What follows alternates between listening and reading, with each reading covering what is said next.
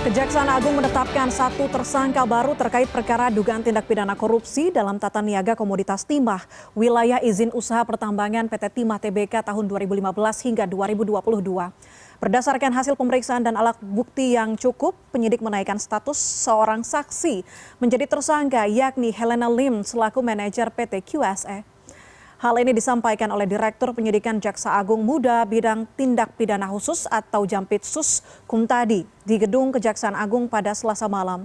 Helena selaku manajer PT QSE pada tahun 2018 sampai 2019 diduga membantu mengelola hasil tindak pidana kerjasama sewa menyewa peralatan processing peleburan timah di wilayah IUP PT Timah Tbk. Tersangka Helena saat ini ditahan di Rutan Salemba, Cabang Kejaksaan Agung selama 20 hari ke depan. Total tim penyidik Kejaksaan Agung sudah memeriksa sekitar 142 saksi dalam kasus ini. Yang bersangkutan memberikan sarana dan prasarana melalui PT QSE untuk kepentingan dan keuntungan yang bersangkutan dan para tersangka yang lain. Dan untuk mengetahui perkembangan terkini terkait dengan pengusutan korupsi penambangan timah di lokasi izin usaha pertambangan PT Timah Tbk di Provinsi Bangka Belitung, melalui sambungan Zoom sudah ada Kepala Pusat Penerangan Hukum Kejaksaan Agung, ada Ketut Sumedana. Pak Ketut, selamat siang. Selamat siang, Mbak Puspa. Apa kabar? Kabar baik, Pak Ketut. Terima kasih sudah bergabung bersama kami di CNN Indonesia News Hour. Masyarakat ingin tahu, publik ingin tahu, duduk perkara awalnya seperti apa sebetulnya sehingga ada nama seorang Crazy Rich kita ketahui, ada nama Helena Lim yang terseret dalam kasus ini, Pak Ketut. Jadi begini, perkara ini kita sudah menetapkan 15 orang tersangka sampai saat ini ya. Dan 142 saksi ya, sudah kami lakukan pemeriksaan semuanya. Dan sampai saat ini kami secara intensif juga melakukan serangkaian pemeriksaan saksi terhadap perkara ini.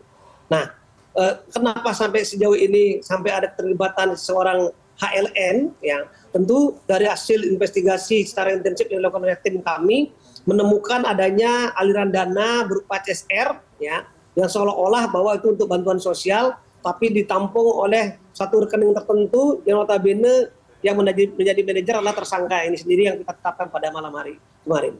Seperti itu ceritanya. Artinya dana CSR ini masuk ke rekening pribadi dari Helena Lim atau seperti apa, Pak Ketut?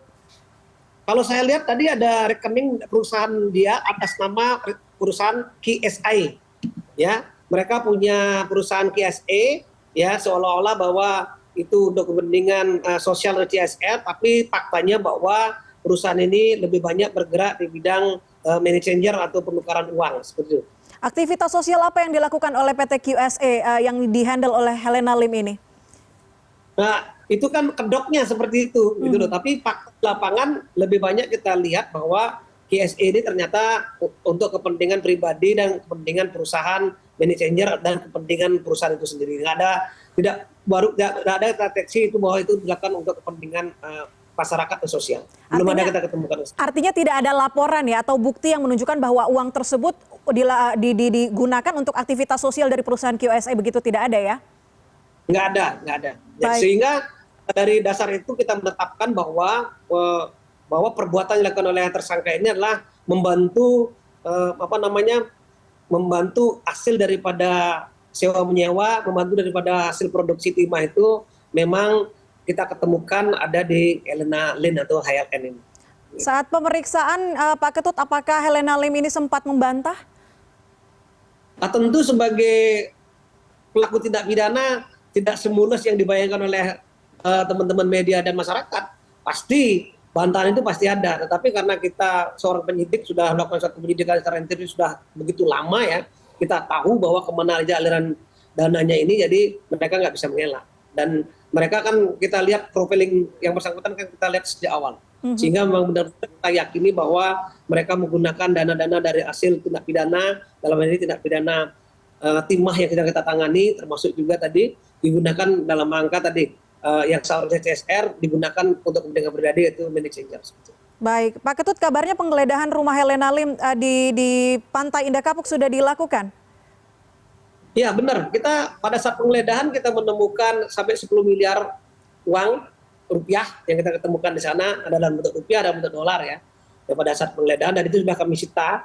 Ya, mudah-mudahan kedepannya kita juga akan lakukan tindakan-tindakan yang serupa di mana kita deteksi bahwa tidak hanya di PIK atau mungkin di tempat lain yang berhubungan dengan tindak pidana ini. Artinya tempat-tempat lain yang berhubungan dengan yang terkait dengan Helena Lim sebagai tersangka kasus timah ini belum digeledah begitu ya, masih baru rumahnya saja begitu Pak Ketut? Ya, catatan saya hanya baru satu rumahnya untuk AEN ya. Yang lainnya mungkin akan terus kita lakukan penggeledahan dalam rangka recovery aset. Yang bukan hanya penggeledahan, termasuk juga melakukan upaya-upaya penyitaan ya, seperti kita lakukan di beberapa tempat di Bangka Belitung itu sudah banyak kita lakukan penggeledahan dan sudah lakukan publikasi juga, termasuk penyitaan alat berat sebanyak 100 unit alat berat, dan ini akan terus kita lakukan dan akan berkembang terus. Mudah-mudahan kasus ini sampai nanti siapa yang paling bertanggung jawab di perkara ini. Baik, Pak Ketut, selain tadi Anda sampaikan 10 miliar rupiah, apakah itu dalam bentuk mata uang rupiah atau mata uang asing, ataukah ada benda lainnya seperti perhiasan dan lain-lain? Ada. Untuk perhiasan memang ada juga sebagian yang kita lakukan penyitaan pada saat itu, tetapi kita nggak bisa rinci di sini berapa jumlahnya dan berapa beratnya. Ya, itu udah kami lakukan suatu penyitaan juga, penyidik. Kalau untuk uang, 10 miliar itu memang pecahan dalam bentuk rupiah, dalam bentuk dolar Amerika dan Singapura. Baik, sudah ada ratusan saksi yang diperiksa, 140 lebih saksi yang sudah diperiksa. Apakah akan ada saksi tambahan yang juga mungkin dalam catatan Kejagung, Pak Ketut? Tentu saja kalau kita lihat dari perkara ini yang begitu dampaknya luar biasa terhadap lingkungan ya, termasuk kerugian yang begitu besar sampai 271 triliun.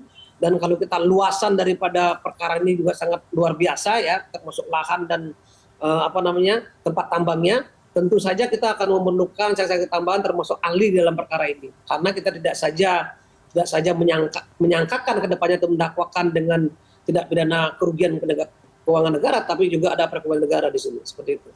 Baik, Pak Ketut, terima kasih banyak atas informasinya, sudah berbagi informasi kepada kami di CNN Indonesia News Hour. Kami tunggu update selanjutnya dari kasus timah yang terjadi saat ini. Terima kasih Ketut Sumedana, Kepala Pusat Penerangan Hukum Kejaksaan Agung. Selamat siang. Selamat siang.